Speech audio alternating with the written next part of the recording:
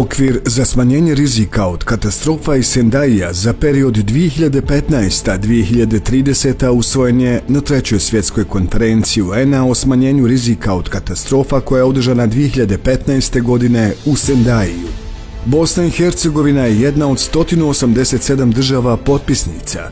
Cilj Sendai okvira do 2030. godine je značajno smanjiti rizik od katastrofe i ljudskih gubitaka, smanjiti gubitke sredstava za život i zdravlje, ekonomskih, fizičkih, društvenih, kulturnih i ekoloških dobara osoba, preduzeća, zajednica i zemalja. 2023. godine će zemlje potpisnice biti na polovini puta u provedbi okvira i Sendaija. Do 2030. godine potrebno je provesti sljedeće ciljeve po kojima je Bosna i Hercegovina do danas ostvarila određeni pomak. Cilj A. Znatno smanjiti globalnu smrtnost uzrokovanu katastrofama kako bi se smanjio prosjek globalne stope smrtnosti za 100.000 u deceniji 2020-2030 godina u odnosu na period 2005-2015. Cilj B. Smanjiti broj ljudi pogođenih katastrofama u svijetu kako bi prosjek od 2020. do 2030. godine bio niži za 100.000 u odnosu na 2005-2015. godinu. Cilj C. Smanjiti direktne ekonomske gubitke uzrokovane katastrofama u odnosu na globalni bruto domaći proizvod. Cilj D.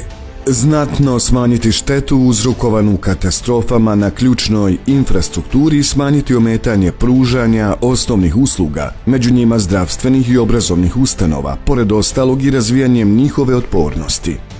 Cilj E. Znatno povećati broj zemalja sa nacionalnim i lokalnim strategijama smanjenja rizika od katastrofa. Cilj F.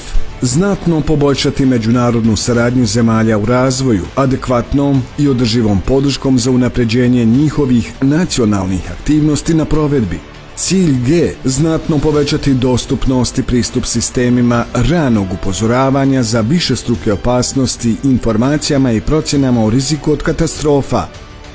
Iako postoje pomaci u postizanju ciljeva Sendai okvira, BiH se i dalje suočava sa nedostacima i izazovima koji mogu utjecati na stabilno i potpuno postizanje ciljeva i prioriteta do 2030. godine.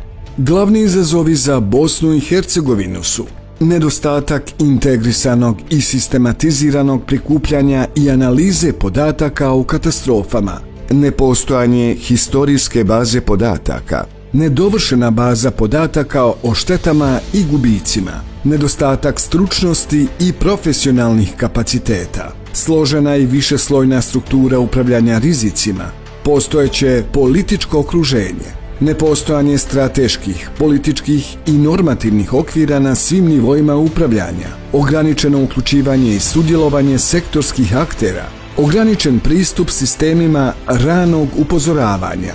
Društveni sektori nisu dovoljno zastupljeni u smanjenju rizika od katastrofa zemlje i drugim mehanizmima koordinacije u kriznim situacijama. Više od 20% teritorije Bosne i Hercegovine izloženo je poplavama koje prosječno pogađaju oko 100.000 ljudi godišnje i oko $600 miliona bruto domaćeg proizvoda.